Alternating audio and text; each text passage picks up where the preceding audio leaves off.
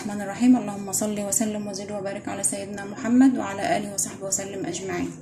شايفين البتنجان بتاعي ده؟ شايفين البطرمان ده؟ جميل. البتنجان بقى بطريقة المطاعم، الطريقة التحفة اللي هتعملوها ان شاء الله من وراها وتجربوها وهتعجبكم قوي، ومعدتوش هتحتاجوا ان انتوا تشتروه من بره تاني خالص. شايفين اللون، وشايفين فيه شطه وفيه بتنجان وفيه حاجات. عايزين تعرفوا الطريقه وتشوفوا انا عملت البطرمان الجميل ده ازاي، ادخلوا تابعوا معايا الفيديو علشان تعرفوا انا عملت الوصفه بتاعتنا ونشوف هنعملها ازاي. عندنا هنا البتنجان اهو اللي انا قلت لكم عليه، الصغير، مقاس صغير خالص على قد ما نقدر عشان يبقى زي بتاع المطاعم، زي اللي بنجيبه من المطاعم بالظبط. وهنبتدي كده، شايفين هو بيبقى فيه اللي هو العنق بتاعه ده، هنشيل منه العنق كده، وما ينفعش نقطعه بالسكين، لازم نشيله زي ما احنا بنشيل كده كده اهو. بتشال بكل سهوله، وكل زي ما قلت لكم، زي كل ما يكون البتنجان مقاسه صغير زي ده كده بيدي نتيجه حلوه وبيطلع زي بتاع المطاعم بالظبط. هنشيل كل طبعا اللي هي الراس بتاعته دي كده.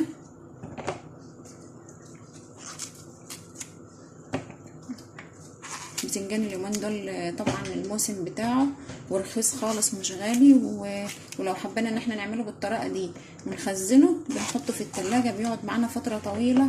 وطبعا بقى ما بتحطش يعني فيه توم كتير ولا حاجه، فبيبقى خفيف وما بيتعبش، ما بيتعبناش ولا حاجه. خلص كده الكميه بتاعتي زي ما انتم شايفين كده، وارجع لكم بتاعتي دي على جنب. عندنا قلنا زي ما قلنا كده البنجر، وعندنا توم مهروس وقرون شطه وملح. شايفين البتنجان بتاعي اهو بعد ما خلصت الكميه كلها اهو بالمنظر ده كده، كله صغير، ونحاول ان احنا نجيبه حجم واحد، او نحاول على قد ما نقدر نجيبه صغير.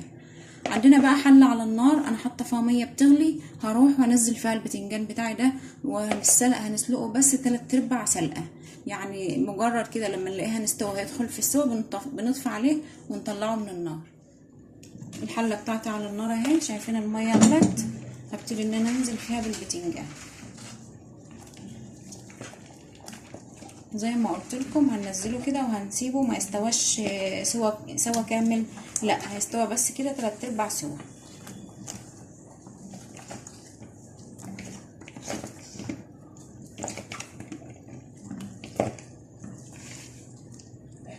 نحاول كده ننزله في الميه كويس علشان نتاكد ان كل البتنجان في الميه فيستوى كويس. وهنغطيه وهسيبه يغلي على نار عاليه طبعا، وهسيبه يغلي لحد ما يوصل ل3/4 سوا. او نحط اللي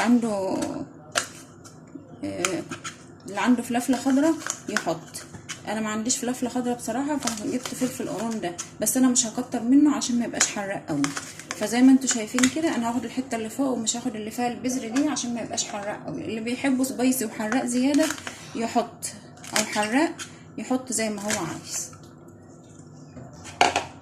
اللي بيحب ان هو يخليه حار قوي او سبايسي كده زياده بيحط الشطه دي، ويحط البذر بقى. الحته اللي تحت دي هي اللي بتخلي يعني الشطه زايده، فحطوا القرن الشطه كله.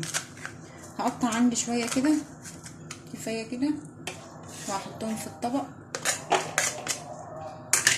وعندي هنا برضو توم مفروم، اللي مش عايز يحط مفروم يجيب اللي هو الفصوص التوم دي ويقطعها كده حتت صغيره ويحطها.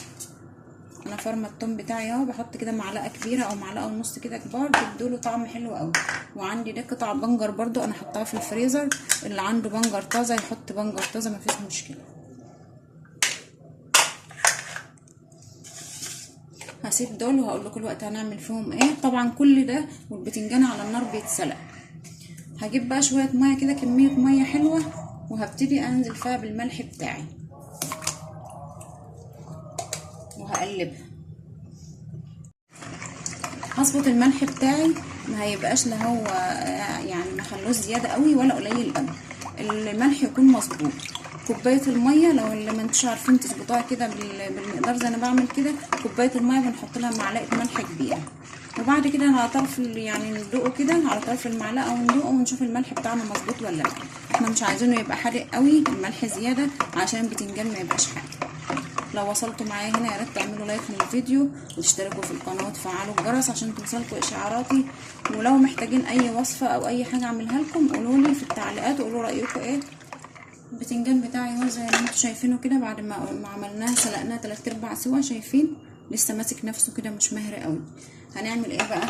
هجيبه كده واقوم فاتحه في البتنجانه، فاتحه كده اهو كده بس، وما نوصلش للاخر كده بس. شايفين البتنجان بتاعي قلبه ابيض وجميل ازاي، ولا مهري ولا اي حاجه. عندنا هنا بطرمان اهو غسله ومنشفاه ونضيف، متاكده كويس او ان هو نضيف.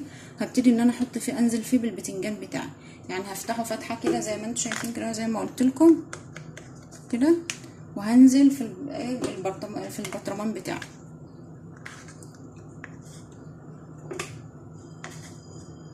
ما اخدش البتنجان ده على النار 10 دقايق، يعني ربع ساعه بالكتير، لان انا طبعا ما سلقتوش سلق كامل. لو انا هعمله بالثوم وهزود فيه الدقه بالثوم بالكزبره الخضراء بالجزر، الدقه اللي انتوا عارفينها، اللي انا عملتها لكم في القناه قبل كده، هبقى اسيب لكم اللينك بتاعه بس في صندوق الوصف، ارجعوا له وشوفوه. ده اللي بيحتاج ان انا اسلقه سلق كامل، لكن الطريقه دي ما تحتاجش ان انا اسلقه الا بس كده ايه 3/4 سلقه بس. لو جربتوا تعملوا الطريقه دي ما عدتوش هتشتروه من بره ابدا، طريقه جميله والله وهتعجبكم ان شاء الله. جربوها كده وقولوا رايكم فيها ايه. شايفين كده وانا برص كده وانا بحط البتنجان بتاعي، هنزل في النص كده بحته توم وحته بنجر زي ما انتم شايفين كده، وشويه الشطه اللي انا مقطعاها كده في النص كده، عشان يدوله الطعم الحلو اللي هو بتاع المطاعم ده. وان شاء الله والله تجربوها وهتعجبكم اول وصفه دي. وهعمل تاني بقيت البتنجان بتاعي، وهنزل بيه فوق الخلطه اللي انا حطيتها دي زي ما انتم شايفين كده. ما بياخدش وقت، ما خدش على النار في السلق ما 10 دقايق، وفي العمايل زي ما انتم شايفين كده برضو ما بياخدش وقت، مجرد بس فص توم وبتاع شطه وميه وشويه ميه وملح، وبتلاقيه نضيف ضمنه طبعا ان انت عاملاه في البيت نضيف، وتحط في التلاجة يقعد معاكي اطول فتره زي ما انت عايزه. بعد ما يتملح معايا بتحطيه في التلاجة بيقعد معاكي زي ما انت عايزه. بس طبعا احنا مش هنفتح عليه بقى الا بكره، يعني هو عشان يتملح بياخد له بالظبط 24 ساعه. يعني احنا مثلا عاملاها دلوقتي اهو بعد الظهر، بكره بعد الظهر ان شاء الله تقدري ان انت تاكلي منه. هحط كده قرن شطه كده كامل على الوش،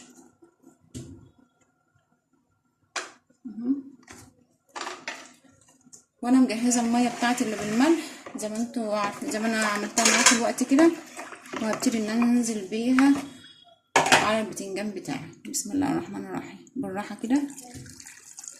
اللي حابب ان هو يزود له لون، علشان يزود اللون شويه يبقى زي بتاع المطاعم كده، يحط لون اللي هو اللون بتاع الطعام الصحي ده، يجيب نقطه ويحطها. لكن انا هنا هكتفي بالبنجر، البنجر برضه هيديه لون حلو وهيدي نفس النتيجه ان شاء الله.